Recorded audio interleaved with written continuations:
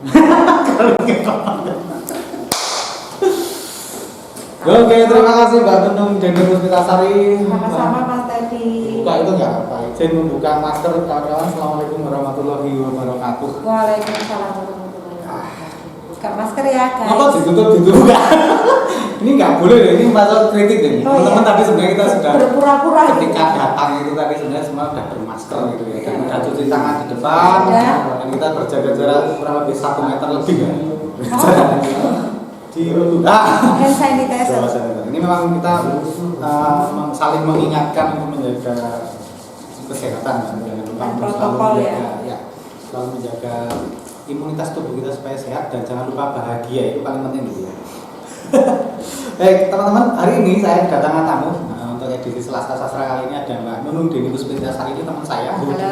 Kawan saya, istrinya senior saya. Kenali. Kocok apa? Senior. Nah, muridnya itu ya sines muda. Lengkap nih, satu keluarga berteman dengan saya semua. Teman mau apa ya?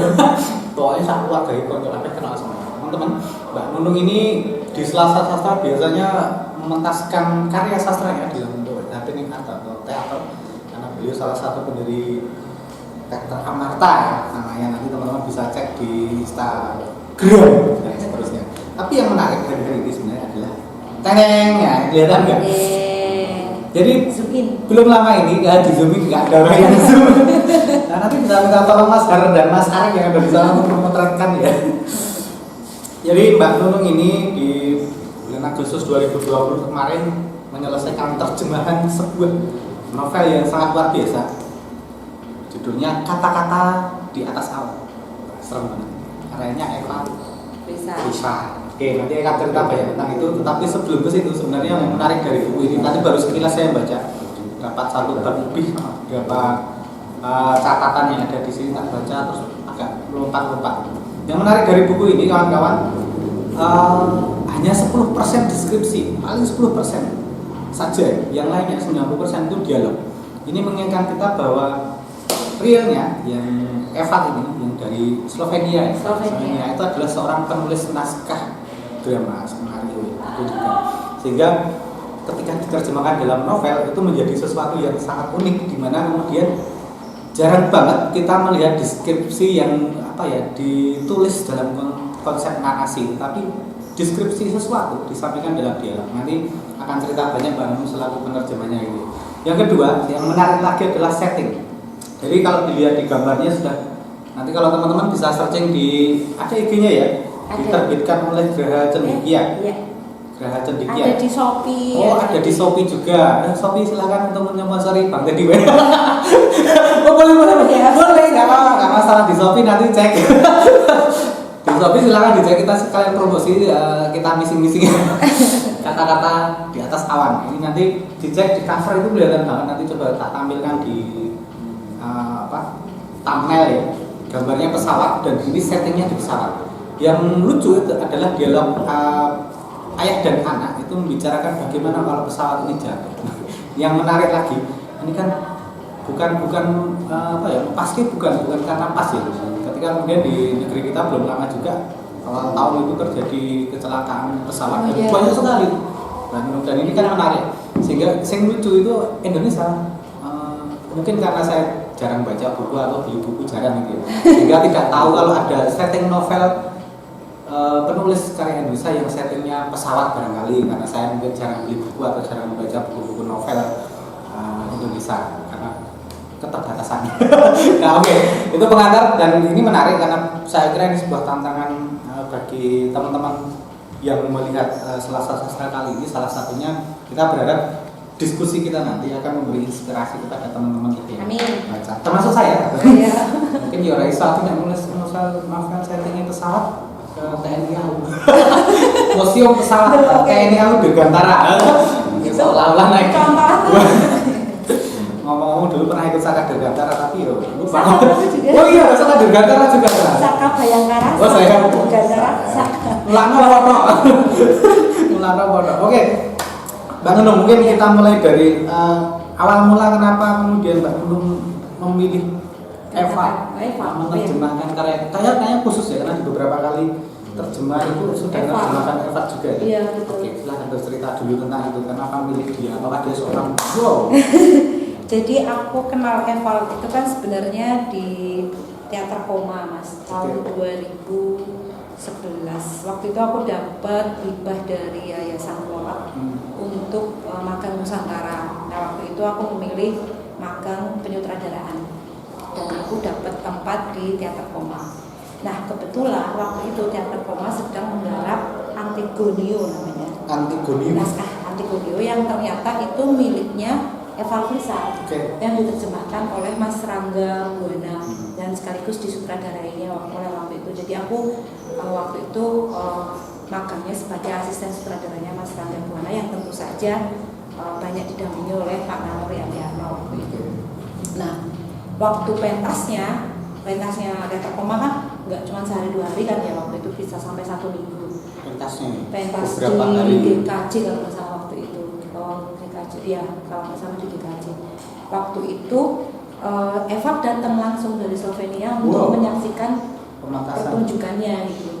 Nah saat itulah aku ketemu sama beliau, ngobrol-ngobrol, terus aku cerita bahwa aku pernah menerjemahkan punyanya Anton Chekhov tapi dalam bentuk cerpen gitu. Terus aku pernah menerjemahkan cerpennya O. Henry gitu. Dan 1-2 karya terjemahanku itu dimasukkan di media massa, masuk atau terbit di media massa atau apa sih istilahnya, bukan terbit ya tapi dimuat di media massa. Itu Jawa Pos yang Ninoka, judulnya Ninoka punyanya Anton Chekhov. Nah terus waktu itu beliau menawari aku gitu, mau nggak terjemahin punyaku gitu. Dari beliau sendiri. Langsung beliau. Ini menarik nih. Ketemu penulisnya langsung. Terus inspiratif. Aku yang awal nggak pede ya kalau nerjemahin di luar kemauanku waktu itu karena agak sinau kan dalam proses penulisan itu aku juga benar-benar baru belajar gitu terus. Nah tapi aku memang nggak tahu kenapa lebih suka menerjemahkan daripada menulis cerpen sendiri karena menerjemahkan itu suntuknya adalah bagaimana memadukan kata yang sesuai antara bahasa Inggris, kebetulan bahasa Inggris ya, ke bahasa Indonesia, terus konteksnya, konteks dalam cerita, bagaimana memadukan konteks dari Barat ke Indonesia itu kan sebenarnya aku lebih suka gitu karena mau tidak mau harus kemudian mempelajari buku-buku yang lain gitu. Tapi waktu itu aku yang ya wis lah tak cobanya gitu karena waktu itu beliau juga menawarinya naskah teater pertama kali naskah teater. Jadi berarti itu saat itu Eva ke Indonesia membawa banyak naskah langsung dikasih gimana? Jadi waktu itu obrolannya baru tawar-tawar terus kita ternyata lanjut via Facebook, via email gitu kan ngobrol-ngobrol terus itu waktu selesai itu masih berlangsung lama terus dia gimana mau nggak gitu 2015 atau 14 ya aku lupa karena proses penerjemahannya kan aku lama ya nggak bisa cepet gitu ya. Nah terus waktu itu aku balik sekitar 2 tahunan lalu baru kemudian menerima satu naskah. Aku tak baca itu keren banget gitu judulnya Eleven Planet ke-11 planet ke-11 jadi planet ke-11 itu 11 planet atau planet ke-11? Karena kan ceritanya tentang tiga gelandangan yang dia itu merasa bahwa bumi itu sudah tidak lagi menerima mereka sebagai manusia itu.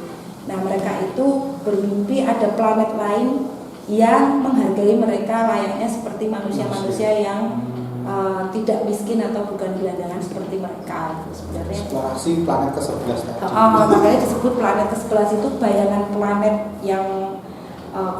yang ideal bagi mereka bertiga sebagai gelandangan. Nah waktu itu kan pentasin, jadi dia nawarinya kamu mirip kayak kayak Rangga Buana ya, jadi nerjemahin sekaligus mementaskan gitu. Aku yang wah gitu tuh jadi waktu itu aku sutradara ya main mas, jadi aku sampai waduh akhirnya aku bilang ke dia nanti lagi kalau aku nerjemahin naskah lagi aku main aja deh, aku tak nyari sutradara yang lain gitu karena ternyata repot banget. Tadinya kan dia kamu kan penyutradaraan, kamu aja yang sutradarai sekalian main gitu. Jadi waktu itu tantangannya itu dan tak terima gitu. Dan ternyata berat juga buatku karena naskahnya berat banget. Dialog-dialognya tuh dialog-dialog filosofis kan mas. Sangat dalam gitu. Sangat dalam. Tapi itu menarik karena nggak tahu ya, aku merasa naskah atau yang aku terjemahkan dalam bentuk dialog itu lebih mudah buatku daripada bentuk novel gitu ya. Kalau novel itu kan mungkin deskripsinya Deskripsinya kita susah menemukan padanan kata yang logis. Gitu. Maksudnya. Nah waktu itu tak terima 2014 itu aku akhirnya mementaskan itu dan beliau juga hadir di Jogja gitu. Sudah sampai Jogja. Sampai Jogja dan di waktu itu di Kedai Kebun Forum kan. Terus beliau datang terus sampai sempat dibawa ke Slovenia gitu. Nah waktu itu aku belum tahu ilmu mencari dana untuk pentas ke luar negeri waktu itu. Nah dan kebetulan waktu itu udah nyari-nyari tuh nyoba, aduh ini caranya bisa pentas ke luar negeri gitu. Karena waktu itu maunya dia nanti akan mengganti semua ongkosnya, tapi berangkatnya nah waktu itu aku sih, aduh akhirnya nanya-nanya kan, itu udah mau proses, tapi waktu itu tuh 2015-16 itu kan proses apa sih istilah keuangan yang menurun. Oh ada ini tuh krisis ekonomi kan waktu itu 2016 2007 tapi tidak terlalu manis. Tapi itu ternyata berpengaruh.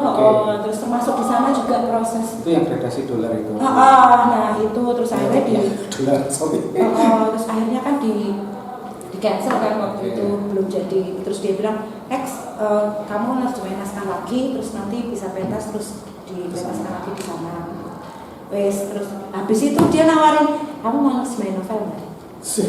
Langsung dari beliau tuh. Langsung, jadi beliau yang menawarkan via email itu. Saat itu pembayangan saya itu Mbak Nunung menemukan naskahnya dulu, terus baru ngobrol sama. Aku ketemu orangnya dan itu langsung ya. Tapi soal memilih naskah terjemahan itu dia pilih kan ada beberapa pilihan kan. Oh, ada tawaran. Ada tawaran. Ini aku ada 3-4 naskah. Kamu mau menerjemahkan yang mana gitu. Terus waktu aku baca-baca, aku paling suka dengan Eleven Planet itu karena melihat kondisi dan situasi, maksudnya nggak terlalu jauh konteksnya gitu dengan Indonesia gitu.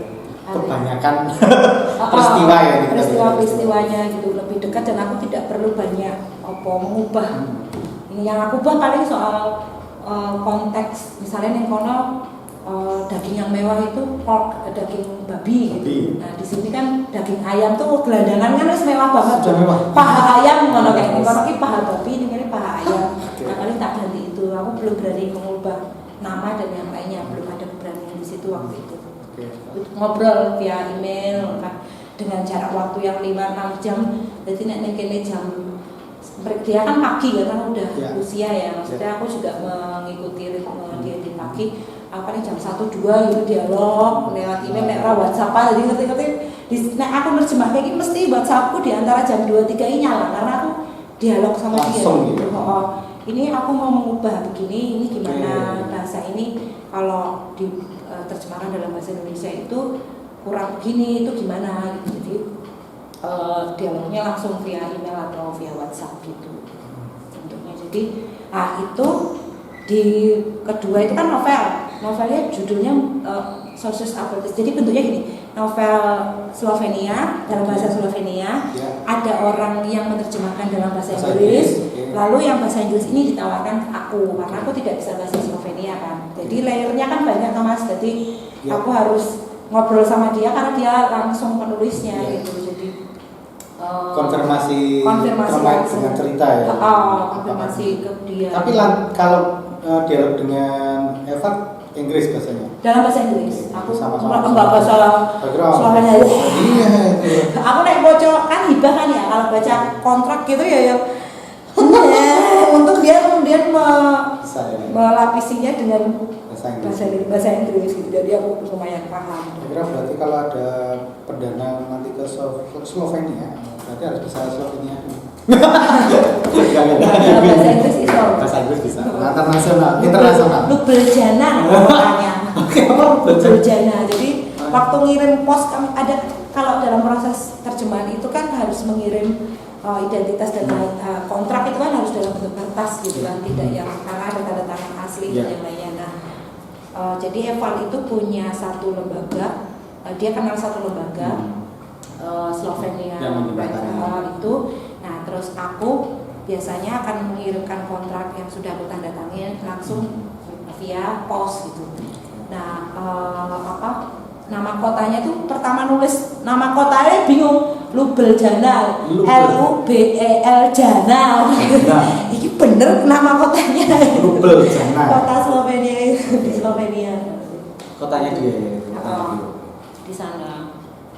Berarti novel pertama yang dari Eva? Murid si tukang sihir. Murid si tukang. Apprentice kalau dalam bahasa Inggrisnya. Murid si tukang sihir. Jadi itu perjalanan. Hah? Bukan. Jadi itu perjalanan seorang dari barat, orang barat itulah, yang dia kemudian menuju ke Himalaya untuk belajar tentang filsafat timur. Nah waktu itu aku sampai nyari filsafat India kan, karena di sana ada tantra, ada yoga, ada filsafat timur itu kan hampir mirip-mirip dengan pemikiran Buddha kan, yang dia tidak menyalahkan dan membenarkan, tapi ada dan tiada, pola ya yang sangat timur sekali. Pencerahan, perjalanan menuju pencerahan. Kebatinannya kuat ya. Apa? Kebatinannya kuat, kalau timur itu kan batin spiritual. Itu ada cerita di Murid si Tukang Sihir itu, dia kan ketemu sama Buddhis gitu. Terus dalam perjalanan si Buddhis bilang, "Loh, kamu kesini mau ngapain?" "Aku mau mencari pencerahan." "Emang pencerahanmu kemana kok kamu cari?" gitu kan. Terus aku mau nyari pencerahan itu soal cara aku berpikir gitu, dan aku yang menemukannya di kamu. "Loh, kamu yang berpikir kok kamu nyari di pikiranmu gimana?" Pertanyaan gitu. Terus ya wes gini wae, aku tak semedi. Jadi semedinya itu digambarkan dia headstand itu loh, di atas air, di atas batu yang batu yang ada di sungai. Nah dia bilang, "Kamu coba teteskan air di atas di kakiku, 1 tetes 1 detik gitu. Terus sampai habis." Nah proses itu dituliskan sama si Eval. Jadi ketika dia netes pertama aman, ora ya dikasih dia kesel, ternyata nak kesel gitu. Terus tetes kedua kok aku pegel yo, tak lanjut kira yo, ini kok kayaknya sia-sia yo. Pikiran dia ketika netesin itu gitu. Oh atau gini aja, airnya tak buang sebagian, jadi nanti enteng terus aku bisa segera selesai gitu. Tapi kok ayo wes lah, akhirnya ya wis tak lakoni wae. Nah, ketika dia bilang melakoni wae, akhirnya waktunya menjadi lebih cepat daripada ketika dia berpikir tadi yang sampai ke curang, sampai yang berpikir aku ngapain kamu lakoni ini kok tidak tak lakoni gitu. Terus dia bilang, "Wah, terima kasih kamu mengajariku kesabaran." Ketika selesai, si Buddhisnya bilang, "Loh, aku kan kamu yang belajar sabar." gitu. Jadi dia prosesnya gitu. Ada cerita itu dalam Ilmu Si Tukang Sihir itu. Murid Si Tukang Sihir. Itu novel yang pertama yang tersebut. Novel yang pertama, jadi sampai harus belajar tentang tantra, yoga gitu, pose yoga gitu yang ini mereka kan diajak jalan. Pokoknya mereka itu prosesnya jalan, diajak jalan. Waktu dia bangun tidur tuh menggosok-gosok badannya ini. "Loh, kamu ngapain biar hangat?" Memang kamu lihat deh, kucing, anjing, apa gitu. Kalau mereka dingin nggak pernah menggosok-gosokkan badannya, tapi mereka meregangkan badan. Nah itu adalah basic of yoga gitu. Untuk memanaskan tubuhmu maka kamu perlu meregangkan otot-ototmu. Sama halnya dengan binatang-binatang. Kita meniru binatang dalam proses menggambarkan diri. Sangar ini. Ngeri Mas. Itu sesuatu yang kadang kan susah kemudian kita sampaikan itu dalam kata-kata ya. Tapi kalau kemudian dipraktekkan, ketemu ya sabar. Siapa kamu belajar sendiri tadi? Prosesnya kita ayo sabar. Sabar ya. Sabarnya ketemu. Nah, justru pada titik dia menerima, tidak banyak bertanya dan tidak banyak mengeluh, itu justru dia merasakan waktu menjadi lebih cepat gitu. Jadi dia merasa lebih bisa menerima segala hal gitu tanpa harus konflik dengan dirinya sendiri. Saat tubuh dan pikiranmu jadi satu, maka disitulah yang namanya ikhlas. Dalam bahasa buku itu ya. Betul aku loh ya, aku nggak sebijak itu. Tapi ya pasti belajar lah ya untuk menyikapi hidup kan dari situ. Iya, jadi aku agak menyerap itu ya, walaupun mungkin dalam prakteknya masih banyak pondal-pondal gitu, tapi apalagi yang baca. Yang baca kan sambil lalu hiburan. Proses itu. Setelah Anak Si Tukang Sihir itu Mimpi Ayahku. Oke, sempat heboh juga di medsosnya. Pak Nunung ini tuh. Mimpi Ayahku itu ceritanya novel juga ya? Novel. Jadi seorang anak yang dia punya orang tua cerdas gitu, yang dokter lah ya, dan di rumahnya itu mereka punya perpustakaan tentang kedokteran, tentang psikologi dan yang lainnya gitu. Nah si anak ini membaca buku-buku itu tanpa dampingan dari orang tuanya. Jadi dia belajar sendiri itu. Jadi dia menghabiskan waktunya dengan membaca tanpa, karena itu buku berat ya. Anaknya baru usia masih kecil lah, itu masih SD lah kalau di sini ya. Kalau di sini masih SD gitu. Nah, dan salah satu buku itu adalah tentang seksualitas. Anak kecil belajar sendiri tanpa dampingan. Tanpa dampingan tentang seksualitas. Buku yang sangat berat itu nak. Berat banget itu. Nah, kita aja masih berat kok bacanya. Udah, mikirnya double. Apalagi kalau teman-teman saya degree itu mau tidak mikir bayangke. Nah bayangin itu yang berat. Beringat itu. Nah itu ternyata ketika dia mengunyah bacaan-bacaan itu terbawa sampai ke mimpi. Sampai ke mimpi, nah yang beratnya lagi adalah ketika dia tidak bisa membedakan antara mimpi dan kenyataan.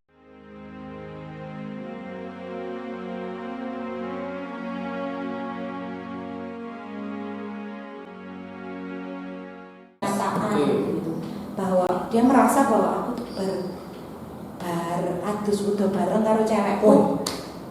Tapi kok orang tua aku merasa aku tidak keluar dari rumah ya, yang gitu bentuknya. Jadi itu mimpi tapi seperti kenyataan. Mimpi tapi seperti kenyataan. Jadi dia nggak bisa membedakan mimpi dan nyata dalam hidupnya karena terus melekat banget gitu semua cerita-cerita yang dia baca dalam bentuk buku itu. Dan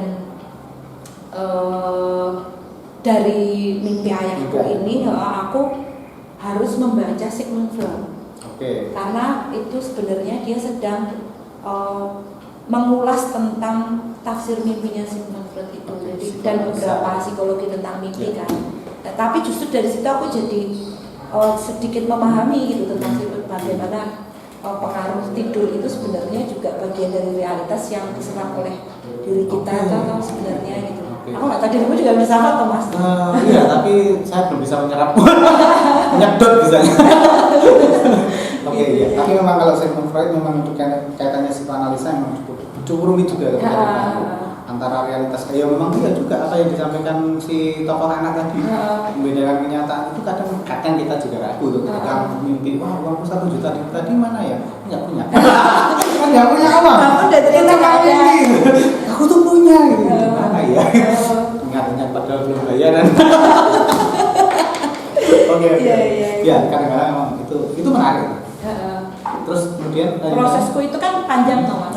Setiap terjemahan kalau yang murid tukang sihir itu hampir 1 tahun lebih. 1 tahun lebih.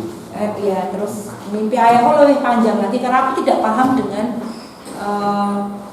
bahasa-bahasa psikologis. Karena wah kui abot dan harus membaca banyak referensi kan, kalau enggak ngoyo-woro atau ngodo-ngodo gitu. Tidak bisa ditebak-tebak kan. Istilahnya kalau menerjemahkan juga tidak sekedar saklek kata. Enggak, kita harus paham konteksnya. Ya, apa ini maunya ini? Wah, mau penulisnya begini kok katanya begini salah. Out of context.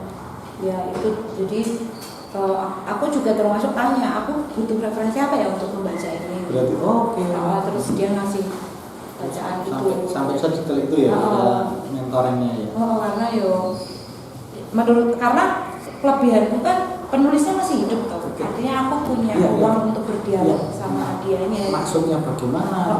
Inspirasinya apa gitu.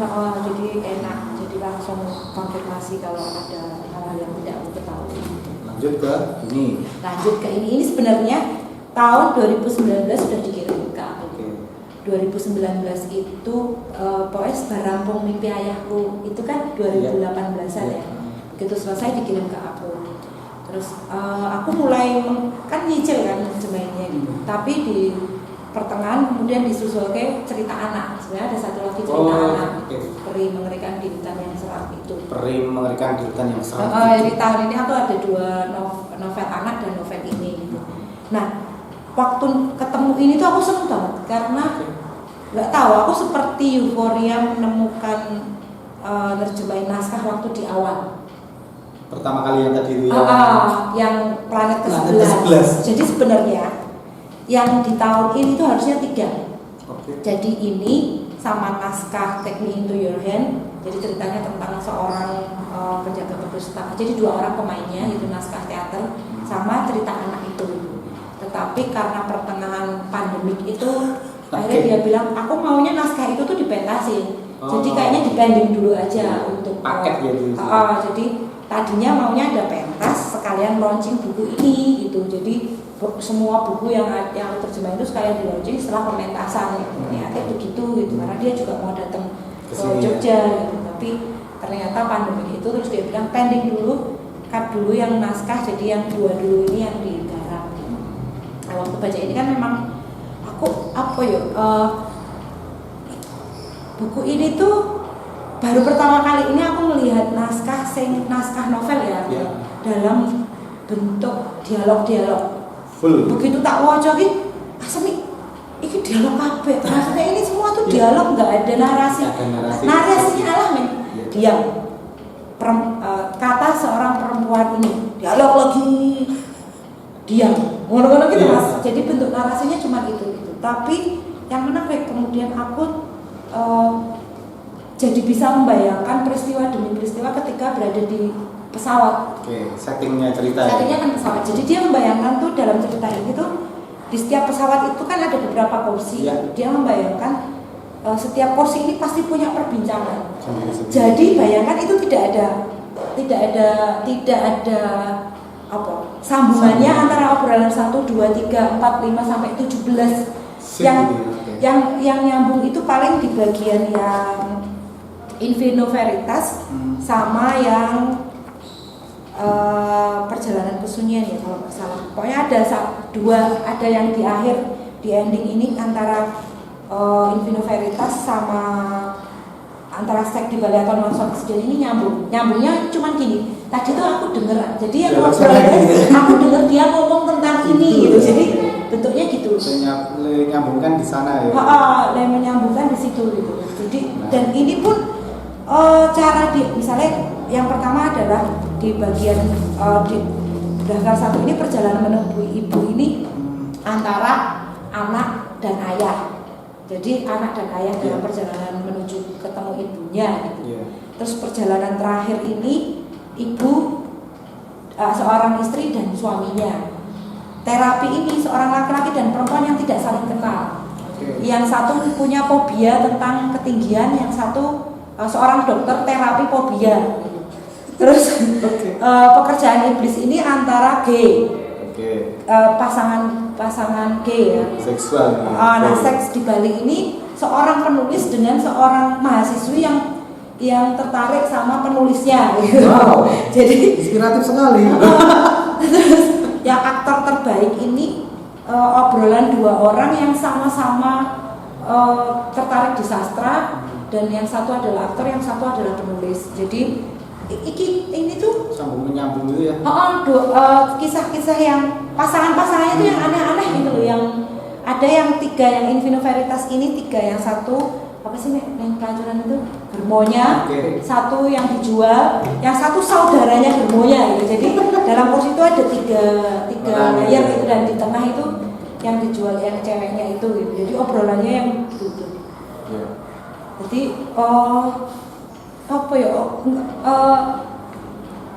kaya gitu ceritanya di sini tuh kaya. Kompleks banget bahasannya. Saya baru baca di 1 bab pertama yang perjalanan menemui ibu itu, dan dialog-dialognya itu sungguh menggelikan tetapi juga sekaligus menggelitik pikiran. Dari misalnya seperti tadi dikatakan ini ada tokoh namanya Hugo ya. Bapaknya bilang Hugo saat ini ada 680 pesawat seperti ini di udara. Masing-masing pesawat rata-rata ada 520 penumpang. Artinya saat ini ada lebih dari 350 orang di udara. Dalam jet dulu. Ini mainkan data sekaligus mainkan imajinasi dan kemudian nanti ada dialog-dialog lain yang lebih sadis menurut saya sadis. Ini sangat filosofis misalnya. Aku lupa gimana ya. Tidak saya corek. Yang ibu ya. Oke, yang tentang ibu tadi. Gimana dialognya? Jadi apakah setiap orang yang naik pesawat itu pergi untuk menemui ibunya, mencari ibu? Apakah ada anak yang seperti saya? Dia bilang, menarik juga anak sekecil itu bertanya kepada bapaknya tentang apa ada. Kemungkinan dari berapa tadi? 350.000 orang. Itu kan luar biasa dialog. Pikiran seorang anak kecil ya. Anak kecil. Dialog yang real, konkret terjadi, tapi sekaligus absurd dan sangat filosofis kalau dijawab. Saya tidak bisa membayangkan jadi ayahnya ini. Harus pintar banget ini. Tapi lebih dari itu, kalau kemudian melihat naskah kata-kata di atas awan ini kan salah satu yang menarik dari Eva saya kira adalah kontinuitasnya dalam menulis dialog, karena hanya 10% kira-kira yang deskripsi yang sifatnya narasi menggambarkan suatu, dan itu nggak terlalu penting sebenarnya karena sudah jelas di dialog. Oh iya. Nah ini menarik menurut saya karena ini novel sesuatu yang baru menurut saya. Tapi menurut Mbak Nunung sendiri, kelebihan dari kata-kata di atas awan selain persoalan tema dan persoalan kekayaan, setting, atau mungkin juga cara menyampaikan, ada nggak yang lebih lebih lagi? Sebagai penerjemah. Ya, Eval itu kan ketika menulis dia sangat pintar menyampaikan rasa. Artinya ketika kita membaca ini, kita juga bisa merasakan perasaan si tokoh-tokohnya gitu. Mungkin karena dia baca teater, dia juga penulis teater ya, artinya kekuatan dia ada di situ gitu. Sehingga ketika kita misalkan gini, di cerita tentang terapi ini kan seorang perempuan yang dia fobia ketinggian bertemu dengan terapis itu, dia jadi dokternya itu tuh cara menyembuhkannya justru dengan malah menunjukkan angka-angka kecelakaan di pesawat. Dia bilang gini, di pesawat itu dia tanya gini, sorry Bu, kalau di kecelakaan di jalanan raya dengan kecelakaan di pesawat itu lebih banyak mana? Oh, lebih banyak di jalan raya daripada di pesawat gitu. Lalu kenapa Anda takut di pesawat? Karena aku takut nanti tiba-tiba pesawat itu jatuh. Ya kalau kemungkinan jatuh itu pasti akan jatuh gitu. Sudah kemungkinannya jatuh pasti akan jatuh. Tapi karena Anda tidak punya kuasa kan sebenarnya atas pesawat ini. Anda merasa nyaman ketika naik mobil karena Anda punya kuasa atas mobil Anda. Padahal Anda tidak punya kuasa atas mobil-mobil lain yang lewat menabrak Anda. Jadi justru malah dibicarakan itu tabrakan-tabrakannya, bukan kemungkinan selamatnya gitu. Itu untuk menterapi tadi ya, ketakutan fobia ketinggian tadi. Tapi kan sebagai yang mendengar seorang yang fobia pasti akan merasa takut. Nah, ketakutan itu terasa banget. Aku jadi yang kalau aku jadi perempuan itu dikasih tahu seperti itu pasti akan sangar juga kan? Iya, kondisinya gimana ya? Perasaannya terbanting-banting. Makanya jadi cara dia menyampaikan emosi setiap tokohnya itu sangat kuat. Kalau mungkin agak mundur sedikit nanti kalau dibandingkan dengan 3 novel sebelumnya. Kalau 3 novel sebelumnya kan dia menceritakan cara berpikir. Jadi dia tuh orangnya sangat filosofis kan. Yang kayak tadi itu pemikiran, cara berpikir. Aku nggak tahu apakah itu dia ketemu orang lalu berpikir seperti itu atau itu sebenarnya pikiran umum. Itu sebenarnya pikiran dia kan sebenarnya. Kalau dia ngomong karena usianya sudah sangat matang kan sebenarnya. Artinya kalau bicara soal bahwa dia menemukan kesabaran dengan proses begitu dengan cara yang lain mungkin kemudian dihadirkan dalam bentuk novel itu sangat bisa jadi. Jadi lebih banyak ke dialogis diri. Kalau di novel-novel sebelumnya termasuk si Adam yang ada di mimpi ayahku, bagaimana dia membedakan antara mimpi dan kenyataan itu juga dialogis. Jadi kayak macam filsafat Justin Gordon siapa? Soliter itu. Yang untuk belajar membaca filsafat pertama. Dunia Sofi. Tentunya tidak aku siapa, aku apa, tapi ini difokuskan dalam dialog. Oh iya, Yang kayak gitu. Itu yang mimpi ayah kita. Yang mimpi termasuk yang murid si tukang sihir dan perjalanan orang yang ketemu sama Buddhis itu gitu. Nah ini karena bentuknya dialog jadi real yang real. Aku berada di dalam situasi itu. Tapi yang tadi kepengen tanyakan sebenarnya perbedaan signifikannya apa dari novel-novel sebelumnya itu sebenarnya. Salah satunya karena kemudian cara penyampaiannya ya. Cara penyampaiannya yang kemudian kalau di kata-kata di atas awan ini karena kemudian dramaturginya lebih kuat. Betul. Sehingga kemudian kita dibawa. Impresinya akan berbeda teman-teman ketika kemudian kita membaca pada suatu hari aku gitu ya, diceritakan yang beneran beda. Itu kan beda ketika penenang tidaklah membantu kecuali Anda minum banyak dan Anda istirahat selama 20 jam. Apa yang membantu? Statistik. Aku tidak mengerti. Izinkan saya bertanya, apakah Anda memiliki SIM yang jadi itu dibawa ke sini. Jadi seolah-olah si pembaca ini bisa berada dalam situasi itu, gitu, dalam pikiran-pikiran dia. Kalau yang sifatnya naratif, biasanya kita terbawa imajinasi. Kalau di sini kita dibawa dalam ini loh dialognya, adegannya. Realitasnya begini dan cerita itu dibangun oleh dialog-dialog ini sehingga kita merangkainya sih. Legiannya ini film ini. Ini film dalam bentuk novel. Berat juga ya. Oke. Iya. Tapi jadi kalau berarti hampir 2 tahunan. 2 tahun sendiri ya. 2019 2021 baru selesai. Oke, kalau kita bicara tentang proses yang 2 tahun tadi, apa saja yang aku nggak melakukan untuk kemudian artinya kan kalau mau keluar terbit buku ini kan harus perfect ya. Apa aja ini kemudian? Nah, karena ini bahasa dialog. Oke. Dialognya orang Barat dan dialognya orang Indonesia itu kan beda ya. Artinya beda mana lagi kalau bahasa Jawa gitu. Artinya kadang kita ketika mendengar dialog bahasa Jawa itu suasananya lebih terasa karena kita berada di Jawa gitu. Ya.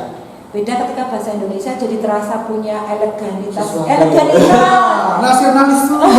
Eleganis yang gimana gitu. Sesuatu yang lebih apalagi bahasa Inggris. Beda lagi bahasa Inggris kemudian diterjemahkan bahasa Indonesia mesti juga rasanya akan berbeda. Nah, salah satu yang tantangan kemarin memang ke situ bahas. Karena ada panggilan nyonya, panggilan Anda, kami, saya, aku, pilihan kata-kata itu kan disesuaikan dengan konteks yang ada di sini. Aku membayangkan yang ada di sini, sehingga yang membaca tidak terlalu berjarak gitu dengan dialog-dialog ini gitu. Kecuali aku kesulitan gitu untuk menerjemahkannya dalam bahasa Indonesia. Misalnya kayak Infino Veritas itu tidak aku terjemahkan dalam bahasa Indonesia karena itu jadi Infino Veritas itu kan bahasa Latin dari Yunani yang Yunani kalau nggak salah, yang artinya di dalam anggur itu ada kejujuran. Terus jadi Infino Veritas in aqua sanitas gitu. Ada gitu kan sebenarnya. Jadi dalam anggur ada kejujuran, dalam air ada kesehatan. Yang bisa dikatakan wong nek mabuk iki mesti ngomongnya jujur gitu kan. Nah, tapi ketika diterjemahkan dalam bahasa Indonesia kan repot, yang terjemahnya juga kepiye gitu. Apa kita harus mabuk? Nah, akhirnya aku minta izin gitu. Aku mau memakai istilah ini gitu. Karena ketika dicari di Google pun masih bisa. Artinya pembaca ketika membaca kemudian tidak paham bisa mencarinya langsung di Google. Karena sudah ada terjemahannya di situ. Sudah ada terjemahannya di situ. Tapi sebenarnya ada sesuatu yang menarik di sini adalah salah satunya karena kemudian di sini kan ngomongkan kalau melihat dialognya ini teman-teman sangat banyak ide-ide filsafat, psikologi, terus kemudian persoalan eksistensialisme kalau saya kemanusiaan. Di sini ada dialog tentang gaya, tentang kamu. Wah, yang paling 103 ini Mas. Jadi di 103 ini ada pembicaraan antar gaya. Oh iya, menarik. Tapi pembukaannya nih, wah marahin. Jadi dia bilang gini, kamu termenung, apa yang mengganggumu? Mungkin kita bukan orang tua terbaik bagi anak yang rencananya akan kita adopsi. Jadi 2G ini mau mengadopsi anak. Kenapa tidak? Karena kamu percaya Tuhan dan aku percaya pada iblis. Dia bilang, ayolah sejak kapan kamu percaya pada iblis? Aku salah paham. Aku takut iblis yang menciptakan dunia, bukan Tuhan. Ada apa denganmu? Tuhan seharusnya mulia dan baik, dan iblis adalah malaikat yang jatuh dan yang seharusnya membuat Tuhan jengkel. Dan itu yang Tuhan lakukan. Kamu tidak mengerti juga. Dengar, bukankah Pascal sudah mengatakan bahwa Tuhan tidaklah mulia karena dia tidak bisa membangun sebuah tembok yang tidak bisa dilompatinya? Itu hanya logika paradok. Oke. Nek. Iya. Ingat ini pelajaran filsafat. Artinya. Iya. Yo, seberapa kuasa Tuhan dia? Artinya pembicaraan ini kan pembicaraan yang sangat berat kalau sebenarnya gitu. ini mengingatkan saya pas kuliah filsafat pertama kali. Apakah Tuhan bisa menciptakan batu Yusuf yang besarnya sehingga Tuhan tidak bisa mengangkatnya? Sama. Ya, segalanya yang berhubungan dengan Tuhan adalah logika paradok sama dengan iblis dari Neo. Jadi gue kan saya. Oke. Oh my god, Big Bang. Gitu ya. Saat menerjemahkan itu pasti ada pukulan dasar di otak Anda ini. Iya mas. Tapi gini, artinya ketika melihat tantangan-tantangan terjemahan yang cukup berat ini, apakah kemudian Mbak Nunung apa ya istilahnya? Apa yang kemudian membuat bertahan untuk menerjemahkan ini? Karena penasaran. Oke. Penasaran pada kelanjutannya apa. Bukaan ini, aku nggak tahu pekerjaan iblis ini paling aku suka juga gitu. Termasuk yang di terakhir ya, yang turbulensi gitu, karena pembicaraan tentang 2 orang dari Indonesia yang sudah jelas dia tuliskan yang mau mengebom pesawat gitu, tapi kemudian salah satunya insaf dan tidak terjadi pemboman itu. Ini karena aku nggak tahu ya, mungkin waktu itu sedang dalam posisi juga personal gitu, secara personal berhubungan dengan keyakinan gitu ya. Tapi dialog ini tuh justru seperti menguatkan juga gitu, kayak menguatkan bahwa tentang apa yang sedang aku pikirkan, yang sedang aku alami gitu.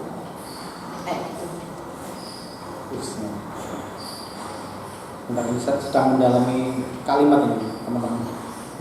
Tapi sebenarnya gini, ada pertanyaan juga tentang ini, proses penerjemahan yang Mbak Nunung lakukan. Kalau bahasa aslinya kan bahasa Slovenia, terus kemudian sudah diterjemahkan dalam bahasa Inggris yang menerjemahkan Mbak Nunung. Biasanya ada kata-kata, bahasa misalnya. Pernah. Itu maksud saya gimana ya? Menghadapi hal seperti itu, karena kadang-kadang kan kita curiga juga. Jangan-jangan pas diterjemahkan dalam bahasa Inggris juga nggak sempurna. Aku waktu itu tuh jadi di sini tuh ada, aku lupa di bagian mana, tapi ada kata tahun berapi waktu itu. Tahun berapi. Ngomongin soal Cina. Tak cek lagi tahun berapi. Kalau dalam terjemahan ininya ya tahun berapi gitu karena tulisannya gitu kan. Tahun berapi. Tapi begitu aku cek lagi, di Cina itu kan ada siu. Iya, ada siu. Ada tahun api, ada tahun air, tahun ini elemen semesta gitu ya. Terus akhirnya konteksnya kemudian tak ini karena harus dilihat lagi ya, ini dia ngomongin Cina. Ketika ngomongin tahun berapi artinya dia ngomongin soal siu dan itu tadi, terus akhirnya tak ganti tahun api itu tadi. Bentuknya gitu. Karena kadang-kadang kan maaf juga banyak juga yang kalau dulu sering pas lagi dapat biasanya selaku beli buku novel terjemahan itu susah ngikuti. Karena terjemahannya sangat banget. Apalagi dia terjemahkan dari bahasa Inggris yang kemudian bahasa Inggris dari aslinya, kitab aslinya. Makanya aku itu kadang terus terang ya Mas, aku dapat bantuan banyak sekali dari Mas Moko Budi Santoso. Suami saya. Jadi menariknya ini. Ya, jadi sebenarnya tahapanku kan ketika menerjemahkan kan terjemahan yang literal, terjemahan saklek ya. Terus kemudian aku mencoba memasukkan konteks karena membaca ulang lagi. Ada dua tahapan juga. Kenapa lama tuh karena itu. Jadi nerjemahin, terus aku baca ulang, tak paskan konteksnya gitu. Terus aku mencoba ngepaske sastranya.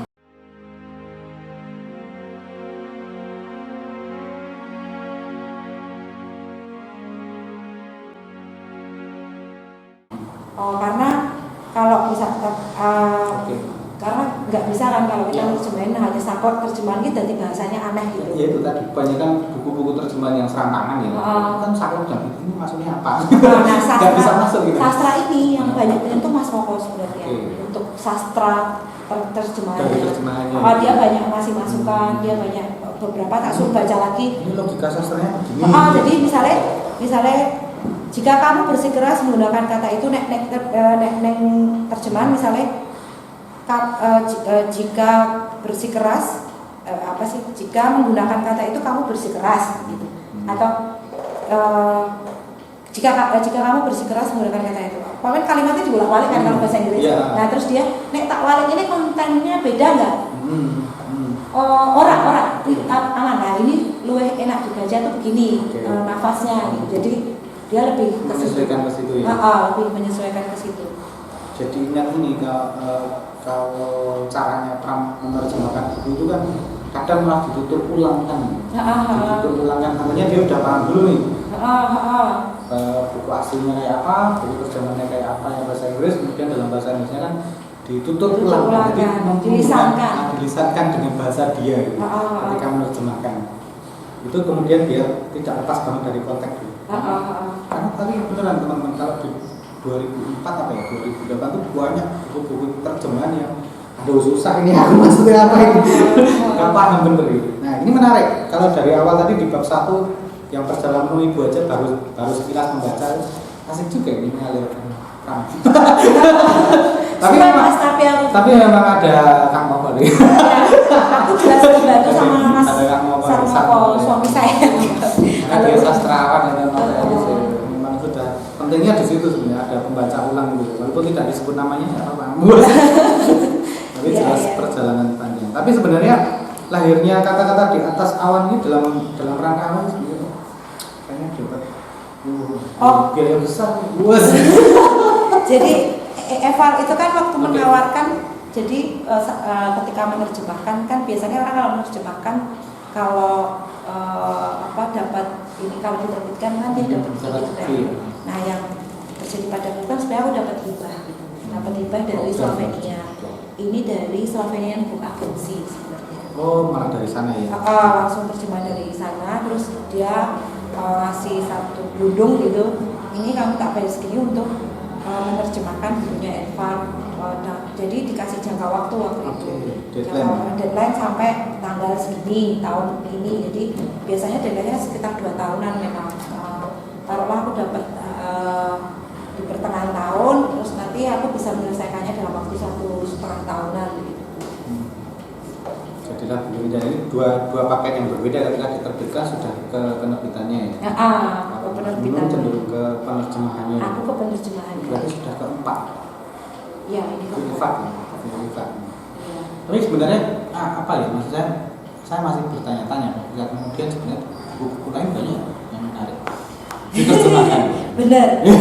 Aku nggak tahu ya, karena mungkin karena aku sering menerjemahkan punya Eval, jadi nafasnya tuh jadi enak buatku gitu. Dan itu spesialis. Style-stylenya. Jadi spesialis gitu. Style-stylenya dia dan mungkin karena dia juga seorang penulis naskah gitu, jadi aku jadi lebih mudah memahami logika penulisan. Taruhlah misalkan neng naskah itu kan dialog antar satu dan yang satunya bisa nggak nyambung gitu ya. Misalkan kamu sedang mau makan apa, terus tiba-tiba satu aktor yang ada di sebelahnya itu hari sangat terang ya.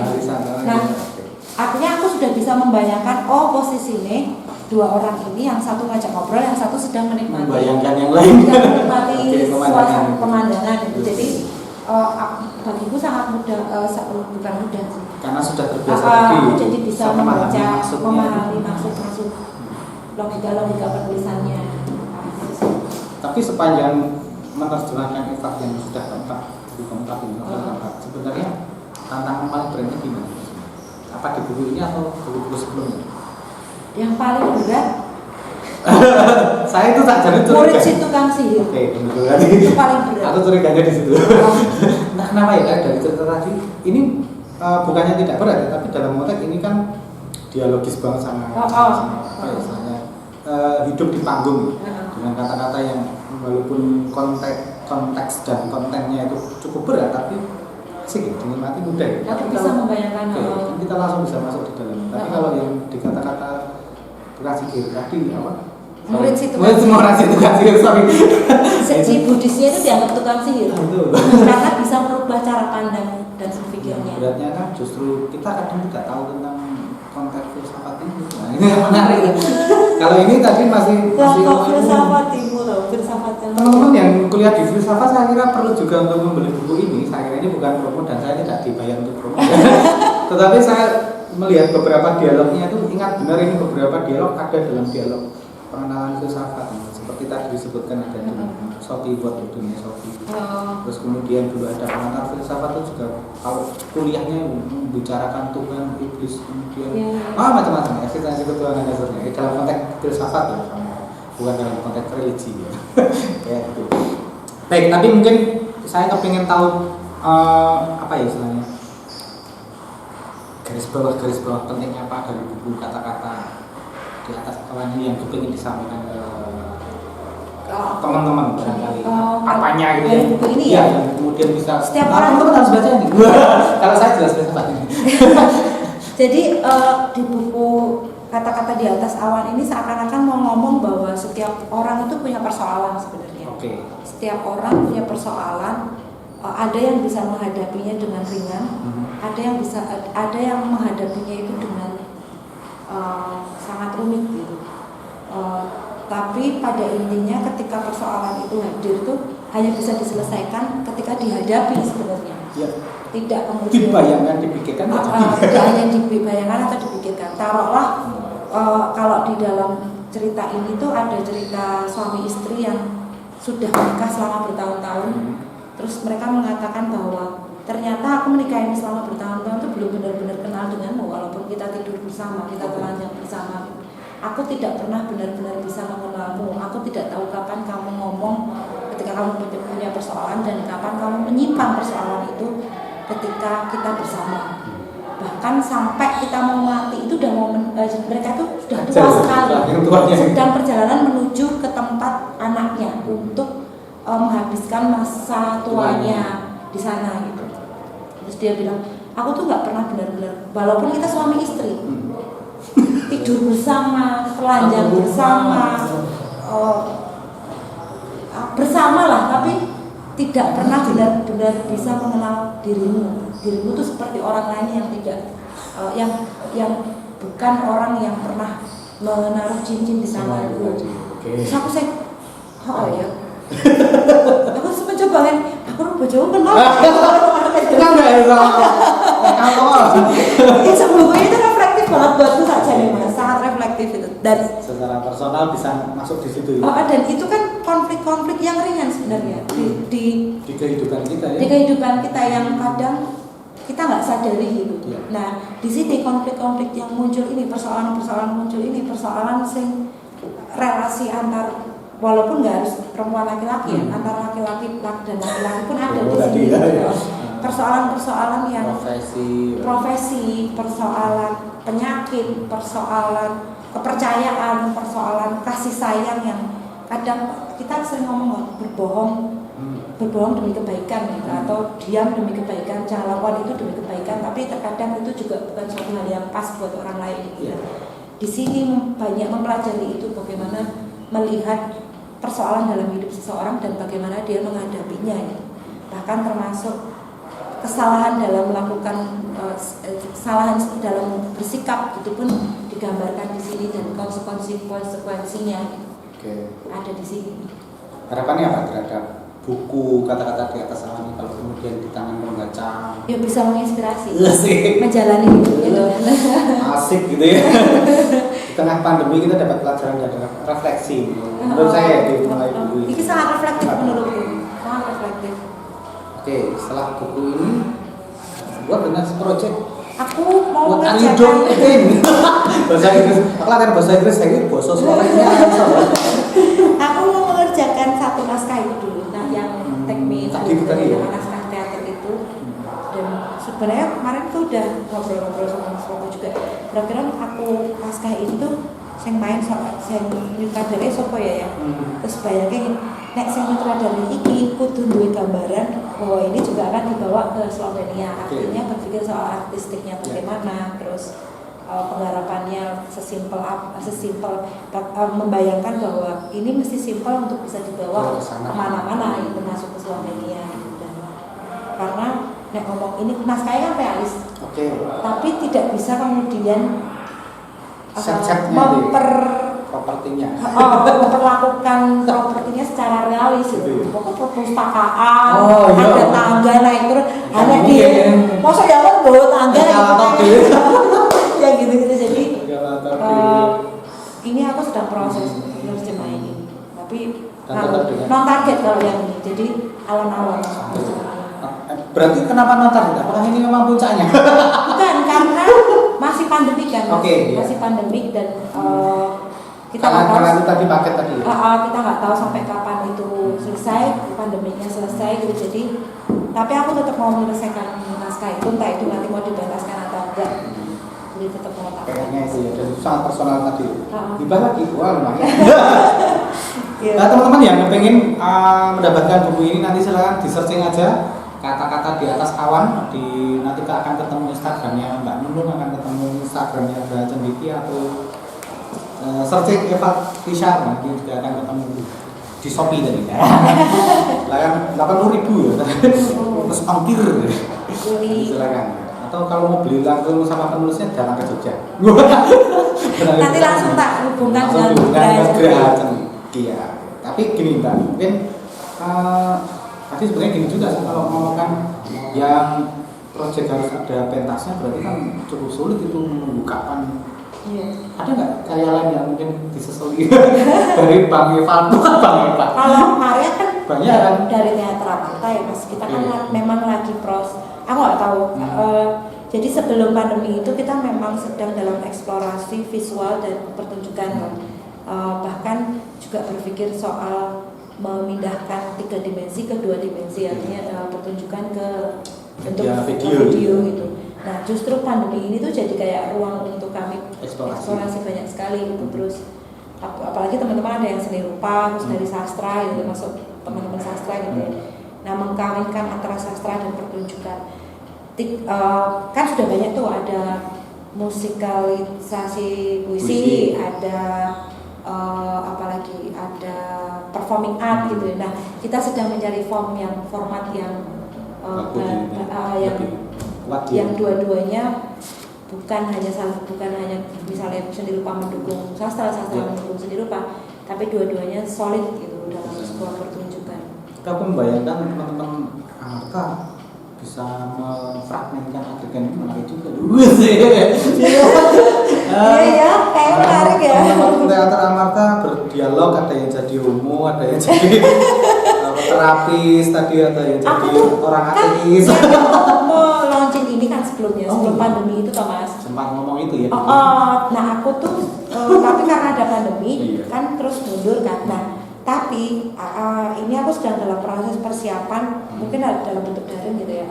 Beberapa teman aku minta untuk membacakan berapa potongan yang aku pilihkan kan, ini yang bagus. Tapi aku kirim satu file, satu bab misalnya, tapi sudah aku kasih tanda dalam dialog-dialog ini. Tapi aku membuka peluang teman-teman yang aku kirimi itu untuk kalau kamu tertarik dialog yang lain monggo gitu. Tapi jatahnya adalah per orang ketika membaca 3-5 menit untuk membaca, itu pun udah panjang kan kalau video. 3-5 menit udah panjang gitu. Terus nah antara mau video still atau video art yang membaca. Jadi aku kumpulkan video-video itu sekarang dalam proses itu ya. Jadi sudah ada sekitar 3 orang teman yang sudah membacakan dan kuwi jarak jauh. Tolong rekamke nek orang gelem gawe video, kiriman fotomu gitu, beberapa foto yang berhubungan dengan cerita itu nanti biar diedit sama teman-teman terus dalam bentuk video. Nah itu nanti mungkin salah satu launchingnya. Kalau ada ruang launching, mungkin akan ada pemutaran video-video pembacaan. Menarik karena beberapa adegan itu dari tadi aku melihat ini kalau dipentaskan gitu, bahkan difilmkan pun jadi. Kita yang benar. Itu menarik itu. Wah ada tantangan tapi saya pusing. Kalau pesawatnya ya. Settingnya sebenarnya juga bisa dibuat ini sih abstrak ya, tapi masuk abstrak sih. Biar kemudian kena gimana ya? Perlu juga disiasati. Teman ada yang tertantang nggak? Bisa diikutkan. Yang mau baca boleh loh ya. Diikutkan di video launchingnya buku kata-kata di atas. Bisa dimasukkan dalam video launching. Nanti teman-teman yang beli buku silahkan nanti chat, ada emailnya kalau tadi saya lupa. Emailnya Mbak Nunung nanti bacakan ada sih tapi aku lupa. nunungdenipuspitasarik@gmail.com, nanti bisa di sana. Chatting tanya-tanya boleh di sana nanti. Kalau membacakan capture 10 boleh silakan. Ini menarik karena dari tadi itu saya membayangkan dialog ini novel ini Mbak. Bukan novel yang seperti biasanya, tapi benar-benar terjadi gitu loh kan. Ada adegan. Nah itu yang dari awal saya membayangkan adegan kayak gini. Jadi langsung saya membayangkan teater atau film bahkan sekaligus ke sana. Bukan novel lagi. Aduh. Nanti malam saya membayangkan lagi baca maksudnya. Membaca lagi. Ini sudah malam, nanti malam banget baca lagi. Oke, mungkin Mbak Nunung bisa apa ya mengasih gambaran-gambaran secara umum mengenai, kita ingin tahu lebih detail kenapa kemudian tadi kan sudah dijawab Mbak Nunung senang dengan Eva, tapi sekarang kita ingin tahu tentang apa yang Mbak Nunung tahu tentang Eva secara utuh itu sebenarnya orangnya bagaimana sih? Karena sudah ketemu, sudah menerjemahkan chatting setiap jam 2 malam. Dia itu orangnya sangat terbuka sebenarnya. Karena dia terbuka, jadi dia tuh sebenarnya memberi banyak peluang pada orang-orang untuk menerjemahkan naskahnya gitu ya. Bahkan wis nang Jepang, di semua Asia, Thailand, di beberapa Asia itu sudah menerjemahkan karya dia dari bahasa. Di sini ada sih banyak bahasa. Jadi ada 40 bahasa. Yang 40 novel-novel dia itu sudah diterjemahkan dalam 40 bahasa. Dan total 210 terjemahan menerjemahkan buku-bukunya dia. Jadi sekarang tinggal di London. Iya, bekerja di Slovenia. Di Slovenia. Iya. Dulu pernah tinggal di London. Nah, salah satunya kenapa dia ngomongin perjalanan ini kan dari London. Iya. Karena dia pernah tinggal di London selama 17 tahun itu. Dan dia orang traveler kan saja suka. Jadi waktu nerjemahin ini Mas, kan aku bilang lagi ngobrolin soal seks di Bali itu toh. Tiba-tiba di emailnya dia ngirim foto dia naik motor lanang neng Bali, jadi motor lanang jadul belalang kan loh. Terus ini fotoku waktu aku di Bali. Jadi pertama kali aku naik motor, terus ketika naik motor tuh aku tabrakan, jadi harus tinggal di situ selama 1 bulan. Gitu. Dia cerita itu gitu. Jadi kami sering kalau pas Natal, pas Lebaran itu kami sering berbagi foto ya. Aku ngasih foto anakku, itu saja gitu. Sudah segede karena dia pernah ketemu saya waktu bayi kan, waktu pentas itu gitu. Jadi wes kayak apa ya? Aku sama dia itu sudah kayak keluarga. Jadi jadi dia Moko gimana? Jadi kalau nanyain Mas Moko gitu terus Moko kalau kan waktu itu pernah terjemahannya buku cerpennya dia diterjemahkan dalam bahasa Slovenia waktu itu. Mas Moko terus sempat profilnya ditulis dalam bahasa Slovenia dan di sana gitu. Aku minta profilnya Mas Moko dong, nanti tak ke Slovenia. Jadi sedekat itu kami. Istrinya si Jana, anaknya juga gitu. Istrinya namanya Jana ya? Jana Bawah. Jana Bawah. Susah ini baca. Cerita anak juga ya. Oh iya, orang keluarga dulu juga ya. Ini teman-teman bisa cek di www.evafrisal.com. Iya. Saya kepingin tahu lebih banyak mengenai Eva Frisal, karya seperti apa, dan kalau tadi ada tantangan atau dari Mbak Nunung siapapun boleh katanya menerjemahkan. Mbak Nunung akan menerjemahkan tadi kan. Nah, nanti silakan teman-teman juga bisa ikut-ikutan tapi yang merasa tertantang untuk bisa kemudian beradu kreativitas ya sangat begitu. Betul. Oke, di luar kata-kata di atas awan, Eva Frisal barangkali ini apa yang ingin dilakukan selama pandemi? Saya soalnya pertanyaannya ini menjebak itu. Sebenarnya kalau tadi aku bilang kan aku tertarik menerjemahkan daripada bikin gitu ya. Iya. Sendiri karena secara gagasan itu gitu. Tapi awal kali aku tuh berkecimpung di dunia edukasi itu sejak tahun 2005. Pertama pernah jadi edukator di Sanggar Anak Alam dan 2004 sampai 2009. Terus pernah jadi edukator dan jadi edukator sekolah tumbuh itu 2013 sampai sekarang, semacam pengajar gitu. Ketemu dan kebetulan sekolah yang aku temui itu adalah sekolah-sekolah inklusi, di mana ada anak dari berbagai ragam gitu ya, berkebutuhan khusus, yang bagaimana interaksi antara yang berkebutuhan khusus dengan yang non kebutuhan khusus gitu. Sebenarnya itu menarik untuk dituliskan ya sebenarnya. Dari sisi sekilas seperti yang dialami. Aku sedang membayangkan sebenarnya aku sedang mengumpulkan itu sih Mas, mengumpulkan data-data itu sebenarnya datanya nggak yang serius gitu, misalkan oh aku punya anak bernama ini, dia autis gitu, terus dialog-dialog yang lucu yang sering muncul, burung warnanya merah gitu. Dan itu tuh buatku sesuatu yang menarik gitu. Dan perlu diungkap. Iya, oleh garap nek jadi novel iki kepiye ya. Dan kalau toh kemudian itu bentuknya novel, tapi aku bisa juga membagikan metode pengajaran, karena aku di seni pertunjukan ya. Siapa tahu itu bisa jadi inspirasi bagi orang-orang gitu ketika mengajarkan seni pertunjukan untuk berbagai anak-anak di usia SMP, SD, SMP. Oke, ini pertanyaannya rada nakal. Kenapa lebih senang menerjemahkan daripada menulis? Karena aku membaca gagasan orang lain, tinggal membaca gagasan orang lain. Dan cepet duitnya. Orang mas, ya salah satunya itu juga, tapi karena kadang menulis susah loh. ketika menulis novel itu kan gagasan, semuanya, ya? Observasi dan yang lain harus full in kan. Gawe cepet piye mergo terpaksa terbitan dari media massa kan, kumpulan cerpen pulung itu, dan aku pernah ikut semacam workshop penulisan di Yayasan Umar Khayyam. Tapi pertanyaan nakal loh tadi pertanyaan. Karena lebih enak duitnya. Sebenarnya itu lebih. Kita nulis novel jadi segini laku berapa? Terjemahan jelas ini kan. Ini kita berbicara nakal. Ya, realistis. Tetapi tetap berkarya gitu. Iya. Apapun itu kan banyak hal yang bisa dilakukan. Kalau prosesnya belum terbit novel sendiri ya kita menerbitkan. Menerjemahkan novel orang lain itu pun juga pengayaan. The last statement barangkali untuk dialog kita hari ini. Boleh promosi nggak? Iya. Apa terserah. Cek di Gramedia, cek di Sofi, terus kalau mau chat saya juga bisa di 085878597839 untuk menanyakan dapat bukunya di mana gitu. Buatku buku ini sangat reflektif, jadi kalau teman-teman mau membaca ini, semoga nanti bisa jadi inspirasi untuk menghadapi kehidupan sing wis kacau seperti pandemi ini. Begitu teman-teman. Kehidupan selama pandemi sangat filosofis banget. Sebenarnya banyak yang ingin ditanyakan, tapi saya kira sudah 1 jam jalan kita. Iya. Saya kira nanti kalau memang ada sesuatu yang menarik kita bahas di episode selanjutnya. Iya. Gitu ya.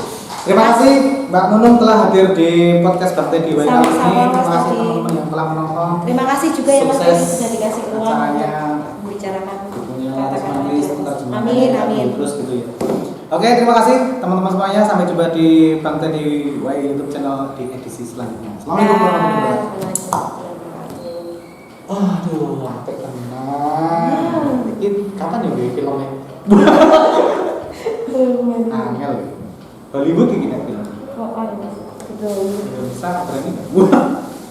Udah itu ya film Anunnaki itu ya, judulnya nggak boleh diterbitkan, diputar karena bicara iblis dan Tuhan tadi. Oh iya.